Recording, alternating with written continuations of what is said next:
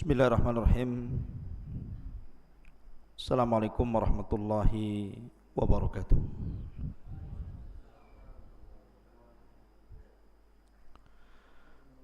Alhamdulillah wassalatu wassalamu ala Rasulillah wa ala alihi wa sahbihi wa mawalah wa la hawla wa la quwata illa billahi wa ba'du.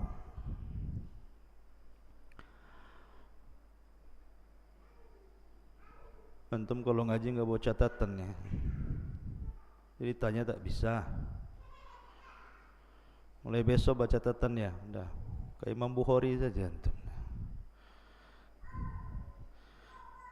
Jadi catat ya, nanti kalau dakwah di luar ada maklumat jadinya.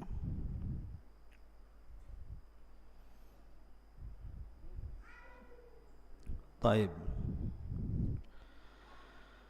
Alhamdulillah wassalatu wassalamu ala Rasulillah wa ala alihi wa sahbihi wa mawalah wa la hawla wa la quwata illa billahi wa ba'du.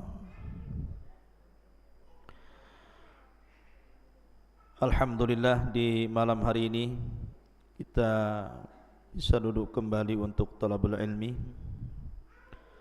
Salawat dan salam kita haturkan kepada Rasul kita yang mulia alaihi salatu wassalam. Dan malam ini kita akan membahas tentang qasasul Quran, kisah-kisah Al-Quran, di mana kita akan membahas malam ini cerita tentang kaum Saba. Bicara tentang kaum Saba artinya kita bicara tentang keajaiban dunia. Karena kaum Saba itu dianugerahkan banyak nikmat oleh Allah Subhanahu wa taala yang tidak dianugerahkan di negeri-negeri di dunia, tentu di zaman itu. Makanya kemudian Allah Subhanahu wa taala abadikan kisah ini di dalam Al-Quranul Karim sampai Allah memberi nama satu surat dalam Al-Quran yang disebut dengan surah Saba. Saking pentingnya kisah ini.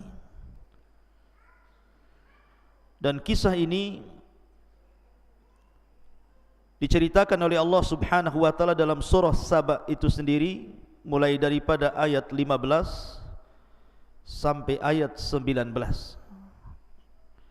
Bagaimana kisahnya nanti saya bacakan ayatnya, kemudian kita jelaskan.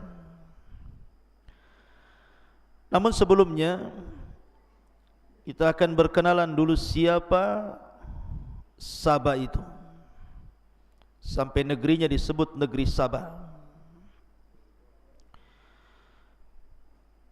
Dahulu di Yaman, tepatnya di Son'a, ada seorang raja namanya Amir. Ada yang mengatakan namanya Abdus Syamsi.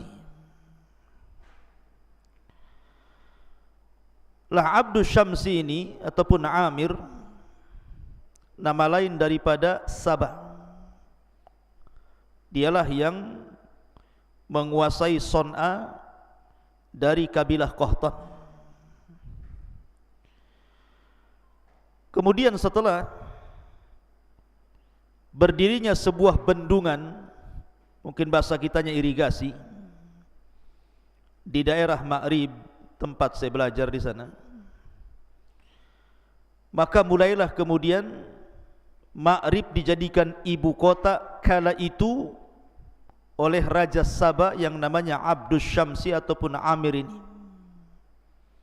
Makanya Ma'rib dikenal sampai hari ini dengan bendungannya itu. Bahkan sewaktu saya belajar di satu tempat namanya Bene Dobian, di belakang markas itu, kayak kita di sini pesantren di sini, di belakangnya itu pas ada sungai namanya Sail Arim namanya, yang nanti disebutkan dalam Al-Quran. Jadi kalau seandainya Sad Ma'rib itu, artinya bendungan Ma'rib itu dibuka, kemudian airnya melimpah, itu seperti banjir besar itu. Jadi jalan raya jadi sungai. Nanti kalau ditutup lagi bendungan itu, kemudian airnya surut, maka membuat genangan-genangan di tempat-tempat yang agak rendah. Nanti di situ banyak ikan di situ. Dan hampir 1 tahun saya makan ikan di situ.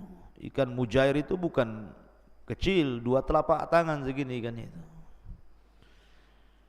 Kemudian ada juga ikan semacam gabus gitu ya, tapi bukan gabus kecil. Panjangnya gabus itu sebesar kaki antum itu, 1 meter. Dan ditangkapnya mudah, tidak melawan, tidak. Kalau gabus di sini ditangkap lari, itu ditangkap. Makanya kita sebut ikan bodoh-bodoh. Jadi ditangkap bodoh diam saja. Ya. Jadi kalau nampak ikan itu, itu ikan bodoh-bodoh katanya. Ya. Artinya bahwa kisah ini terjadi di satu daerah di Jazirah Arab, tepatnya di Yaman, lebih tepat lagi di Ma'rib. Kisah ini terjadi di Ma'rib karena ada puing-puing bekas kerajaan Ratu Balqis itu masih ada. Dijadikan monumen di situ, banyak wisatawan yang datang melihat bekas reruntuhan dari kerajaan Saba Ratu Balqis di situ. Walaupun memang ada terjadi perselisihan tentang masalah letak di mana Saba itu sebenarnya, tetapi yang masyhur dari ulama-ulama sejarah dan ahli tafsir bahwa Saba itu letaknya di Jazirah Arab, atau lebih tepat lagi di Yaman, atau lebih khusus lagi di Ma'rib. Tetapi ada juga yang mengatakan bahwa Saba itu ada di Ethiopia sana. Tapi ini tidak masyhur pendapat ini. Pendapat yang masyhur adalah letaknya di Ma'rib Yaman. Ma'asyiral muslimin yang dimuliakan Allah Azza wa Jalla, baik kita akan baca ayatnya, kemudian kita kisahkan. Menarik kisah ini sebenarnya. Allah Subhanahu wa taala berfirman dalam surah As-Saba ayat 15 dan seterusnya, laqad kana li saba'in fi maskanihim ayah.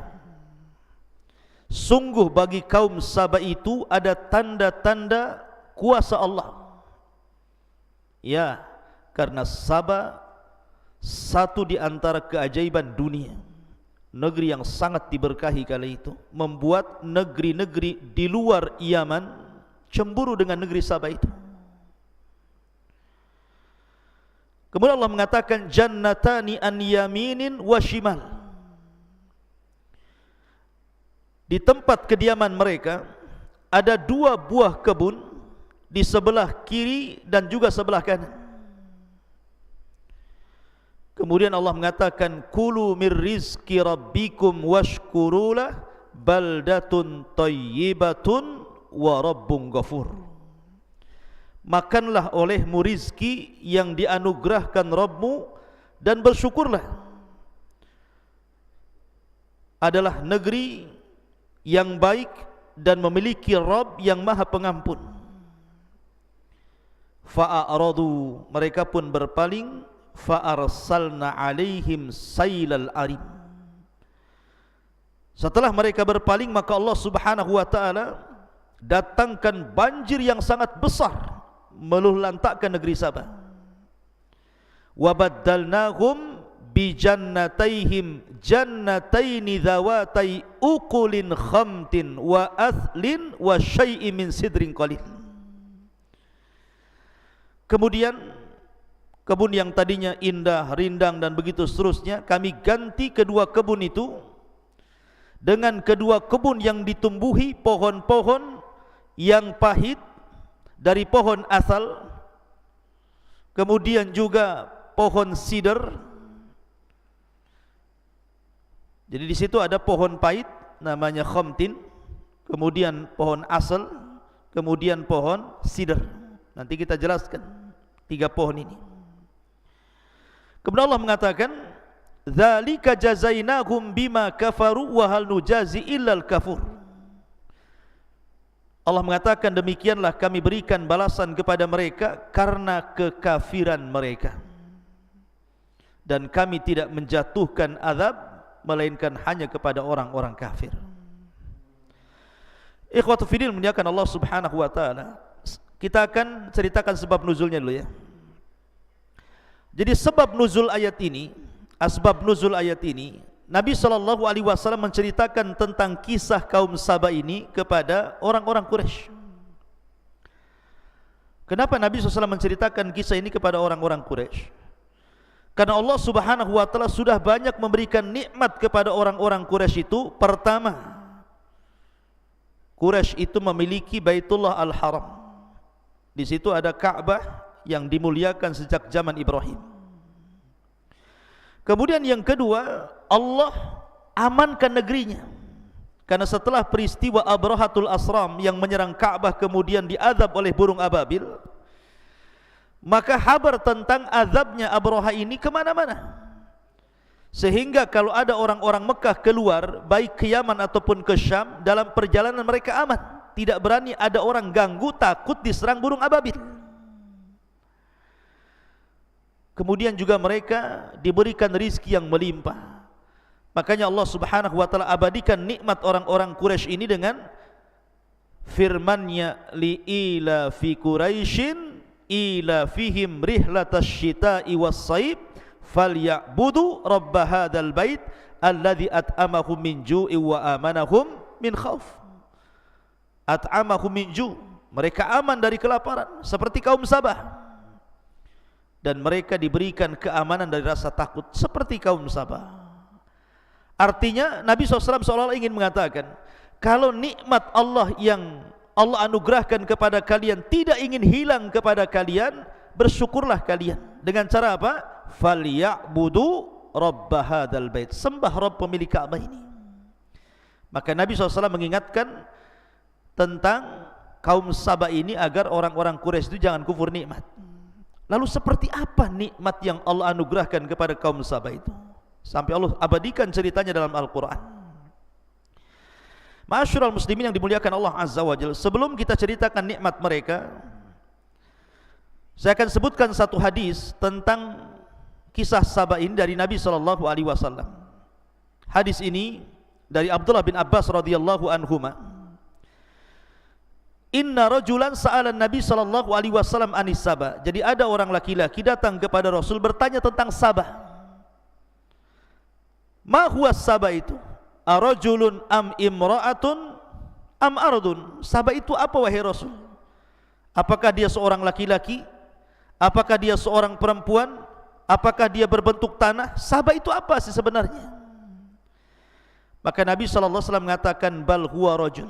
Sabah itu seorang laki-laki, seorang raja. Walada asyratan, memiliki 10 anak. Fasakanal Yaman minhum sittah. Dari 10 anak Sabah itu 6 orang tinggal di Yaman.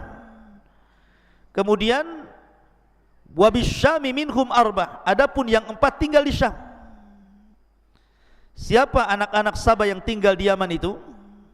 Pertama Madhaj, yang kedua Kandah, yang ketiga Al-Azdu, yang keempat Ash'ariyun, Nah, makanya nanti ada kabilah Asy'ariyun di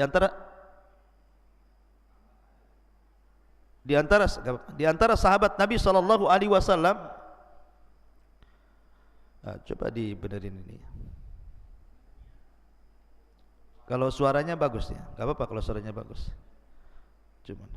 Cuman gambarnya saja kan enggak ada. Taib, tak apa-apa. Jadi atau coba kabelnya dicopkan itu. Mungkin kurang masuk gitu. Coba kabelnya.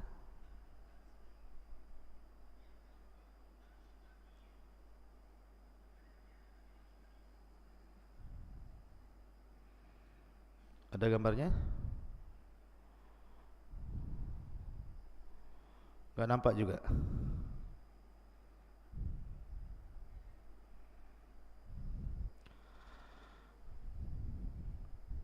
Taib, tak apa-apa lah. Kalau enggak ada gambar, yang penting suaranya ada.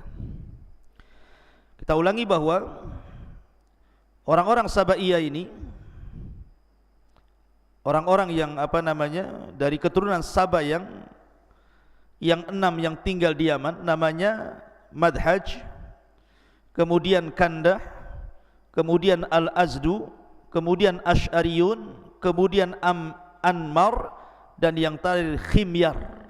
Nanti semua jadi kabilah nih. Makanya di antara sahabat itu ada namanya Abu Musa Al-Asy'ari, karena salah satu putra Sabah itu namanya Asy'ariyun, tinggal di Yaman, nanti jadi kabilah. Kemudian Himyar, makanya ada kabilah namanya Al-Himyari. Ketika kita bicara tentang siapa? Orang Yahudi yang pura-pura masuk Islam di zaman Utsman, namanya siapa? Abdullah ibnu Saba As-San'ani Al-Himyari. Nanti jadi kabilah-kabilah itu. Adapun yang 4 di Syam, namanya Lakhmun, Judhamun, Amilatun, dan Ghassan. Ini semua anak-anak dari Sabah itu. Jadi cerita Sabah juga dikisahkan dalam hadis Nabi sallallahu alaihi wasallam. Taib. Ketika Allah Subhanahu wa taala berfirman di sini, laqad kana li saba'in fi maskanihim ayah.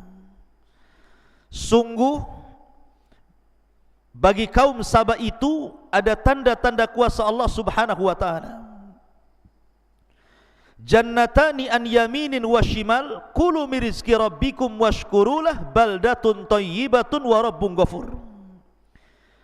Di mana negeri Sabah itu diapit dengan 2 kebun, dari sebelah kanan dan sebelah kiri, dan kebun itu penuh dengan buah-buahan, penuh dengan makanan, kemudian air yang mengalir yang tanpa mereka harus bercapek-capek menyiramnya.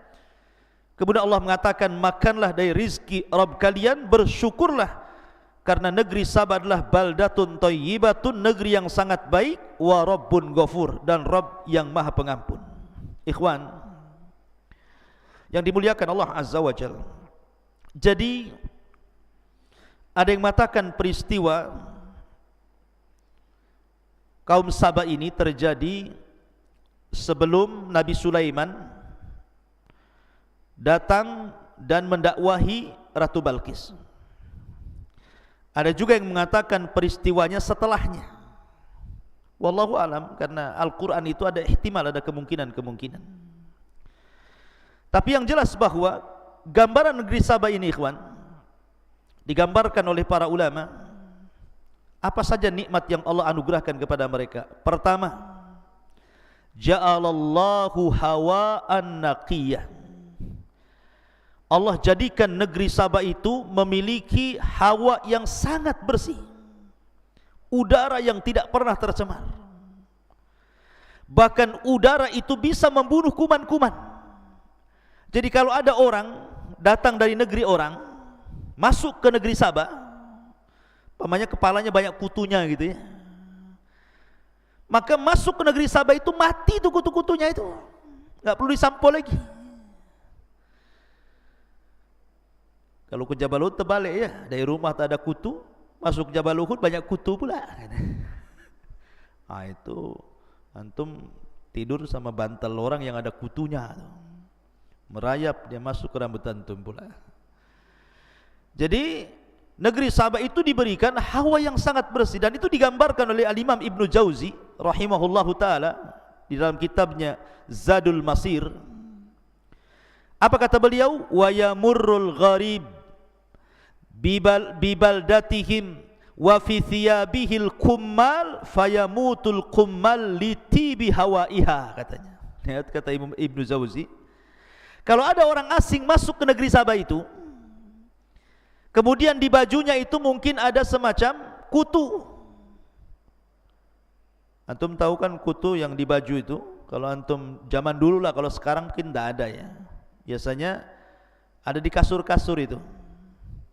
Kalau orang Jawa Barat bilangnya tumbila namanya. Tahu yang di kasur-kasur yang suka gigit ngambil darah itu. Makanya orang dulu biasanya kalau kasur itu dikeluarkan, dijemur tuh. Kadang-kadang disemprot baygon gitu. Tapi sekarang sudah nggak ada lagi. Sudah punah gitu ya. Dengan berzamannya panjangnya zaman, beralihnya zaman, hilang pula tuh tumbila tuh. Jadi kalau seandainya seseorang itu pakai baju kemudian ada kutunya gitu ya, masuk ke negeri Sabah, mati tuh kutu itu. Kenapa? Liti bihawaiha, karena saking bagusnya, saking jernihnya, saking bersihnya hawanya itu. Ini satu kenikmatan yang Allah berikan. Yang kedua, barakallahu fi amwalihim wa ma'ashihim. Allah berkahi hartanya. Orang-orang Sabah itu tidak ada miskin, semua kaya, nggak ada cerita kelaparan itu, semua kaya. Makanya kenapa negeri Sabah itu luar biasa, tidak ada kejahatan, karena tidak ada pencurian, tidak ada perampokan. Mau ngerampok apa, semua kaya. Karena sebab merampok itu gara-gara kemiskinan kan itu ya. Semua kaya. Allah berkahi betul kehidupan mereka dan harta mereka. Semakin hari semakin kaya, semakin kaya. Kemudian yang ketiga, lam yara ahlus Sabah la fi buyutihim wala fi jannatihim hasyarat. Orang-orang Sabah itu, mereka tidak pernah melihat di rumah-rumah mereka atau di kebun-kebun mereka hasyarat.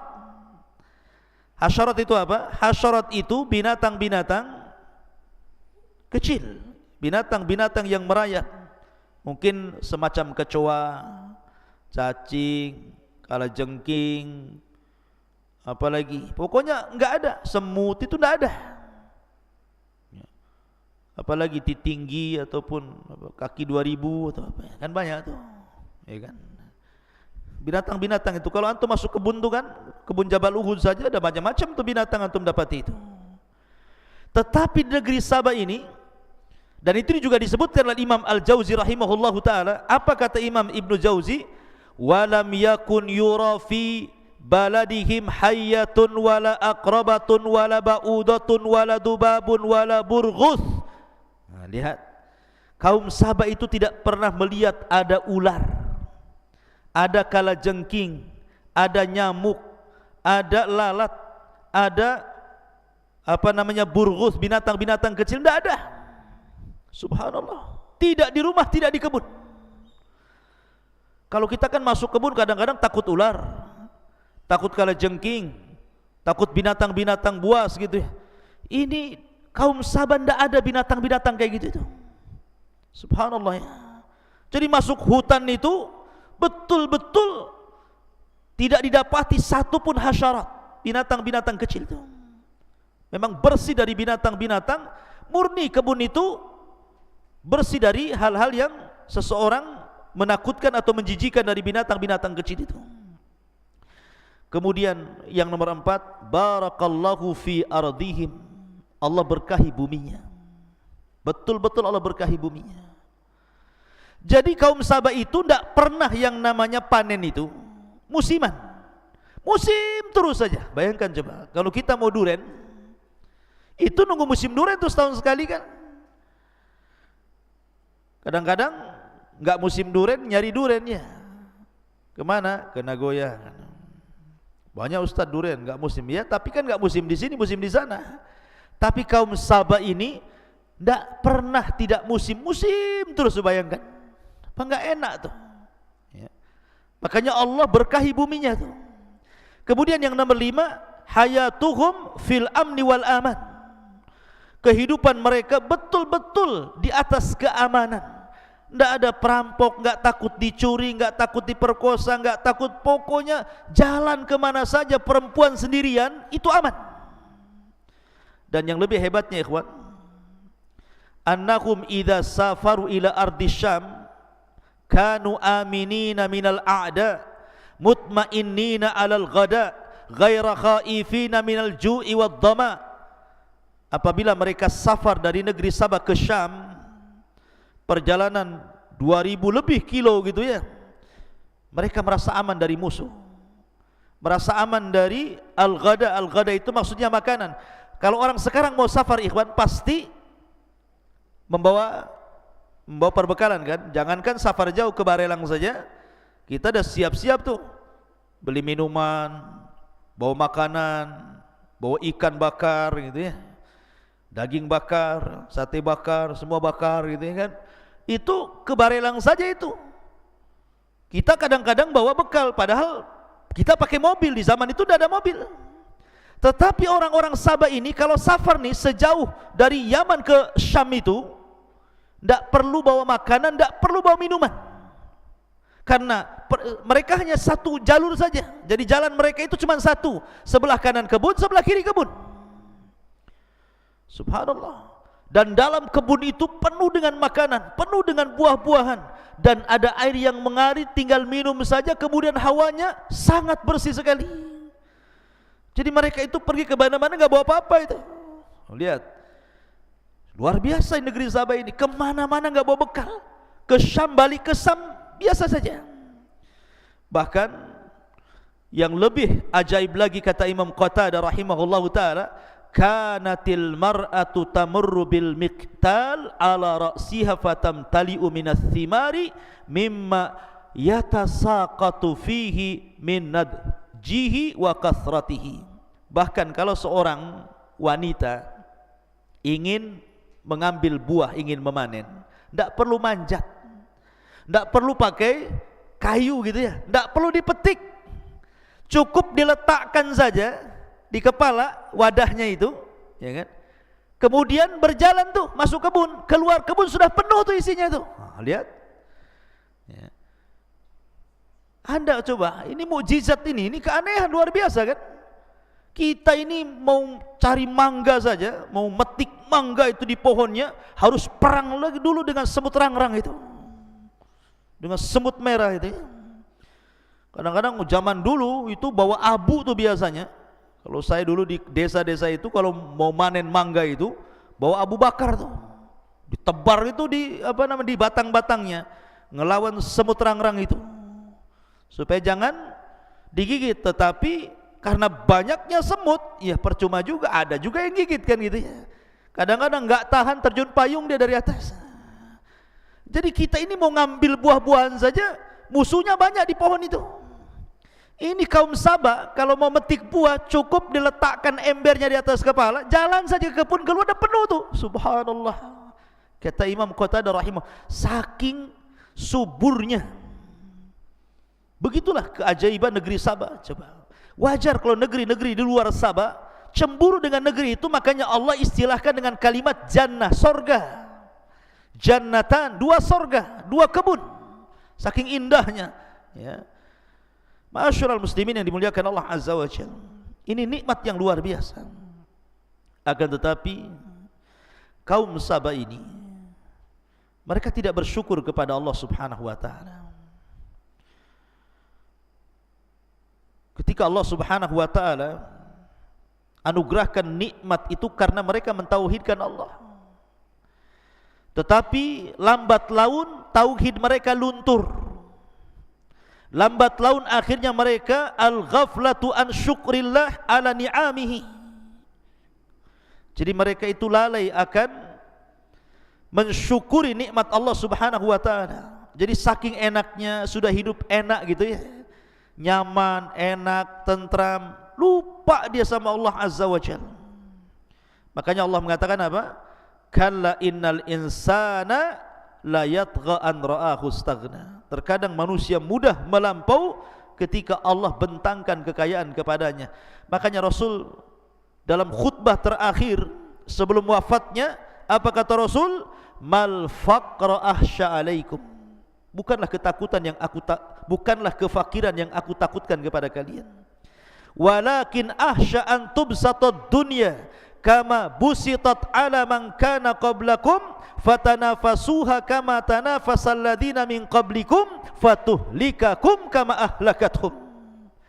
Tetapi yang aku takutkan, kata Rasul, kalau dibentangkan dunia kepada kalian, kalian berlomba-lomba mengejar dunia meninggalkan akhirat, kemudian Allah hancurkan kalian sebagaimana umat dulu Allah hancurkan karena itu. Jadi sebab pertama ketika sebelum azab diturunkan kepada mereka adalah al-ghaflatu an syukrillah, lalai untuk bersyukur akan nikmat Allah Azza wa Jalla. Yang kedua, a'radu an atba'il anbiya, mereka mulai berpaling dari mengikuti para nabi. Padahal kaum Saba itu diutus nabi banyak sekali, tetapi sebagaimana fitrah dakwah para nabi selalu didustakan, maka sedikit-sedikit mereka pun tidak mendengar wejangan para nabi, akhirnya kufur. Kemudian mereka berubah, yang tadinya mentauhidkan Allah, belakangan mereka menyembah kawakib, menyembah bintang, menyembah bulan, menyembah matahari. Makanya ketika Hudhud kemudian terbang, kemudian melihat kerajaan Balqis, apa kata Hudhud? Inna wajadna, sungguhnya kami dapati Balqis dan kaumnya ya'buduna syamsa min dunillah, gitu, menyembah matahari dari selain Allah. Jadi mereka mulai menyembah bintang, menyembah matahari dan bulan. Kemudian juga mulailah mereka jauh dari ketaatan kepada Allah Azza wa Jal. Kemudian yang paling parah, mulai sombong mereka. Sombong. Padahal Allah Subhanahu wa Ta'ala sudah berikan nikmat kepada mereka, mereka sombong. Sebab itulah Allah Subhanahu wa Ta'ala azab mereka. Bagaimana azabnya? Allah katakan fa'aradu, mereka pun berpaling. Setelah mereka berpaling, fa'arsalna alaihim, kami utus kepada mereka sailal arim. Sail itu artinya banjir, arim itu artinya besar. Ada juga yang mengatakan arim di sini, ada beberapa penafsiran para ulama apa yang disebut dengan kalimat arim dalam Al-Quran. Pertama, ada yang mentafsirkan arim di sini artinya bendungan. Jadi banjir dari bendungan itu. Ada juga yang mengatakan arim itu air yang ditampung dalam bendungan. Ada juga yang mengatakan arim itu artinya air yang sangat besar. Ada juga yang mengatakan arim itu artinya nama lembah yang di bendung itu. Ada juga yang mengatakan bahwa arim itu artinya tikus yang sangat besar, sebesar kucing, dan menggerogoti bendungannya. Gini ikhwan, jadi sebelum negeri Saba ini diberikan nikmat, air bagi mereka itu mahal. Terkadang mereka berperang gara-gara air, memperebutkan air itu gara-gara air itu. Maka kabilah-kabilah di Saba itu mereka berperang untuk mendapatkan air. Akhirnya kemudian mereka datang kepada Ratu Balqis, menceritakan tentang kesusahan mereka dari air itu. Maka dalam riwayat, oleh Ratu Balqis inilah dibuatkan semacam bendungan di antara dua bukit besar. Jadi ada dua gunung, disitulah dibuat bendungan. Namanya bendungan dulu kan beda dengan bendungan sekarang. Bendungan sekarang kan pakai batu, pakai macam-macam gitu ya. Nggak mungkin digerogoti tikus. Kalau bendungan dulu itu kan pakai kayu gitu ya, dijajar-jajar gitu ya. Dan lembah yang dibendung itu lembah yang paling rendah. Sehingga kalau terjadi hujan, dari mana-mana tempat itu air ngalir jadi situ. Maka oleh Ratu Balqis dibuatkan bendungan antara dua gunung itu, kemudian dikeluarkan irigasi dari situlah mengalir ke kebun-kebun. Lah sejak saat itulah Saba menjadi kaya. Ketika mereka kaya kemudian kufur, dari sinilah kemudian Allah Subhanahu wa taala mengutus tentaranya berupa seekor tikus yang besarnya sebesar kucing. Itu pernah melihat tikus sebesar kucing? Namanya tikus got. Saya pernah lihat YouTube tahun berapa dulu ya, ketika masih ada YouTube awal-awal tuh. Ketika ada orang ketangkap di Jakarta, orang jual bakso pakai daging tikus. Saya lihat di berita itu, tikusnya gede-gede itu. Tikus got itu, mungkin kalau ketemu kucing, kucing yang lari itu. Tikus got itu gede-gede itu. Tapi mungkin di sini lebih gede lagi. Tapi bagaimana Allah Subhanahu wa taala kuasa? Allah tidak mengutus harimau kan? Allah tidak mengutus buaya, apalagi buaya darat. Allah tidak mengutus binatang-binatang besar, gajah, tidak. Allah kalau mengutus itu yang ringan-ringan, seperti burung ababil, burung laut, burung hitam tuh. Kemudian juga mengutus tikus. Jadi tikus ini masuk ke bendungan itu, digerogoti itu, sikit. Lah orang-orang Saba ini karena terlalaikan dengan nikmat Allah, karena sudah lama mereka kaya, mereka senang, mereka tenang, tidak pernah ngecek bendungan. Mereka tidak tahu kalau di balik bendungan itu ada tikus-tikus yang sedang menggerogoti itu. Mereka lalai dari itu, tidak pernah mengecek, tidak pernah menjaga. Sampai pada waktunya ketika satu kayu sudah jebol digigit tikus, digerogoti tikus, maka jebollah bendungan Ma'rib itu, kemudian melulantakkan seluruh kebun-kebun dan menghancurkan semua rumah-rumah. Sehingga Allah Subhanahu wa taala katakan di sini, fa arsalu alaihim sailal arimi wa baddalnahum bi jannataini dzawatai aqlin dzawatai uqulin khamtin wa aslin wa syai'in min sidrin qalil. Maka ketika Allah hancurkan kebun-kebun mereka, surga mereka, maka kami ganti kebun-kebun mereka yang tadinya semua buah-buahan tumbuh, mulai daripada pisang, apel, anggur gitu ya, delima, macam-macam lah ada di kebun itu. Kemudian biji-bijian tiba-tiba Allah lenyapkan, dan setelah hancurnya kebun mereka, Allah hanya menghidupkan 3 pohon saja. Pertama, khamtin. Pohon khamtin itu ikhwan, ada yang mengatakan cemara. Khamtin itu ada yang mengatakan pohon cemara. Cemara ada buahnya tidak? Tidak ada buahnya. Enggak ada buah cemara. Kalaupun ada buahnya, pahit rasanya. Siapa yang mau makan buah cemara? Ya. Ada juga yang mengatakan pohon besar, khamtin itu besar, kemudian berduri, hanya bisa untuk naungan saja, enggak ada buahnya. Ini yang pertama. Yang kedua, wa aslin, ukulin khamtin, kemudian wa aslin. Ada yang mengatakan aslin di sini, kata para ulama, sejenis pohon yang hanya bisa digunakan untuk naungan saja. Jadi kalau khamtin, ya jenis pohon yang sangat pahit gitu ya. Kemudian aslin itu juga pohon, tapi tidak ada buahnya. Kalaupun ada buahnya, nggak bisa dimakan. Kemudian yang terakhir, khamtin, kemudian apa lagi? Wa aslin, wasidrin. Jangan ngobrol. Wasidrin, pohon bidara. Sidr itu pohon siwak. Ada yang mengatakan pohon siwak ya. Siwak nggak bisa dimakan siwak itu. Siwak itu akarnya ya untuk gigi saja ya. Lihat, bayangkan apa namanya, sidr. Sidr itu ya pohon bidara, afwan ya. Sidr itu pohon bidara, ada buahnya tetapi kecil buahnya, tidak mencukupi gitu ya. Bayangkan coba Allah Subhanahu wa taala azab mereka dengan ditumbuhkan 3 pohon ini saja.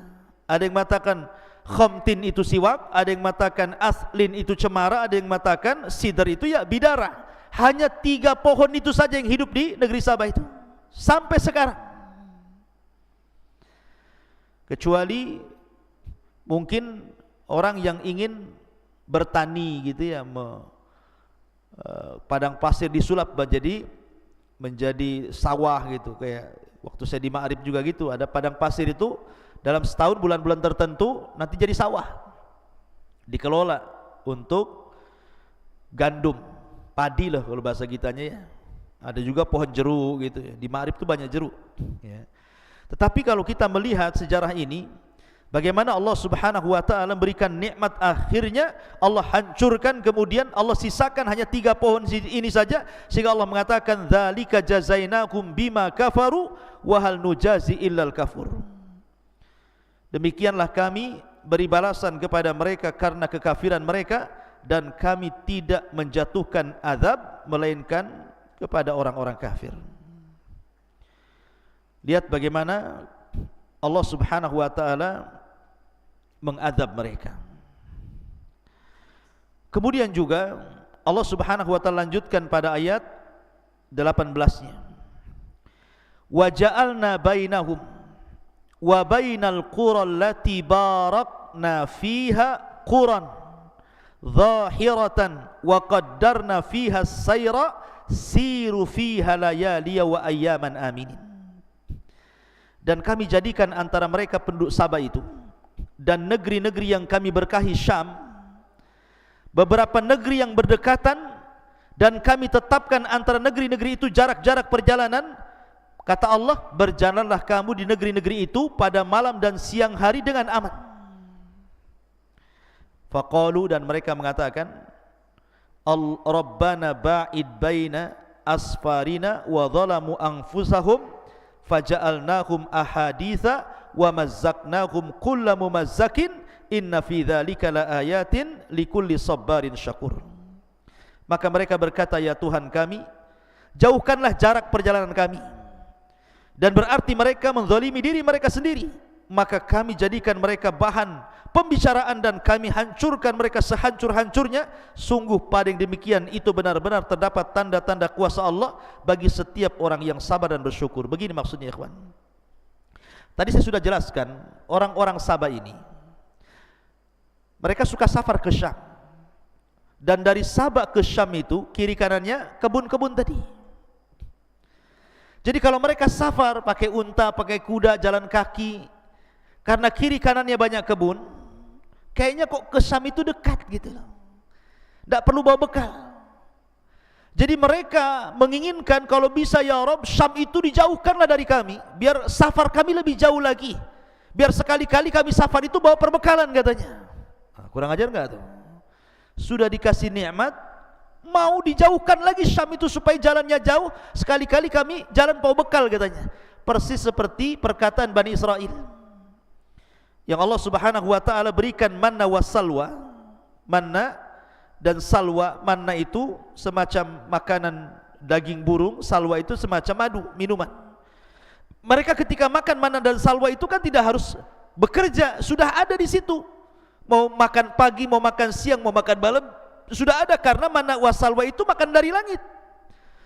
Sudah diberikan makanan enak, mereka mengatakan kepada Musa, ya Musa, kami sudah bosan manna dan salwa ini. Kalau bisa carilah makanan yang ya bawang-bawang, sayur-sayur, mimbakliha wa kithaiha wa fumiha wa adasiha wa basoliha. Kalau bisa yang pakai bawang lah, bawang putih, bawang merah, biji-biji. Dikasih makan enak, mau makan yang enggak enak. Lah kaum Sabah ini sama gitu, dikasih perjalanan yang dekat gitu ya, dari Sabah ke Syam itu sudah enak, pergi kemana aman, mau siang mau malam. Bahkan seandainya ada seorang wanita 10 hari safar, tidak ada yang berani ganggu dia, saking amannya. Dan tidak perlu bawa bekal, pulang pergi, pokoknya nggak perlu bawa dompet. Tapi mereka mengatakan, ya Rabb, kami bosan, ya, kami maunya Syam itu kalau bisa dijauhkanlah dari kami, biar kami kalau pergi itu bawa bekal katanya. Sebab itulah maka Allah Subhanahu wa taala hancurkan mereka Dan setelah kehancuran itu faja'alnahum ahadits, mereka pun dibicarakan orang satu dunia, bahkan dibicarakan Al-Qur'an sendiri. Wa mazzaqnahum kulla mumazzaq, kami cerai beraikan mereka. Akhirnya setelah tragedi banjir ini, orang-orang Sabah itu ada yang ke Persia, ada yang ke Jazirah Arab, ke Yathrib, ada yang ke Mekah, ada yang ke Ethiopia, ada yang kemana-mana mereka mencar. Salah satunya adalah Amr ibn Amir. Amr ibn Amir itu dari Sabah akhirnya hijrah ke Yathrib, yang kemudian belakangan menjadi kakek buyutnya dua kabilah Khazraj dan Aus, yang belakangan setelah Rasul datang ke Madinah, dua kabilah itu disebut Ansar. Orang-orang Ansar, orang-orang Ansar dari keturunan Amr ibnu Amir. Lah Amr ibn Amir ini salah satunya adalah orang yang terkena korban azab pecahnya bendungan Ma'rib, kemudian melantakkan negeri Sabah, maka dia hijrah ke Yathrib, kemudian beranak pinak, jadilah dua kabilah namanya Khazraj dan Aus. Belakangan Khazraj dan Aus itu jadi sahabat Nabi SAW dari kalangan Ansar.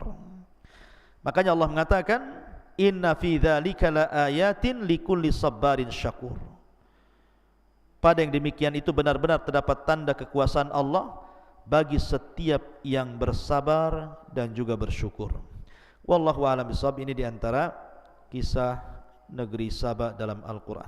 Subhanakallah bihamdika asyhadu an la ilaha illa anta astaghfiruka wa atubu ilaik. Allah Ta'ala. Assalamualaikum warahmatullahi wabarakatuh.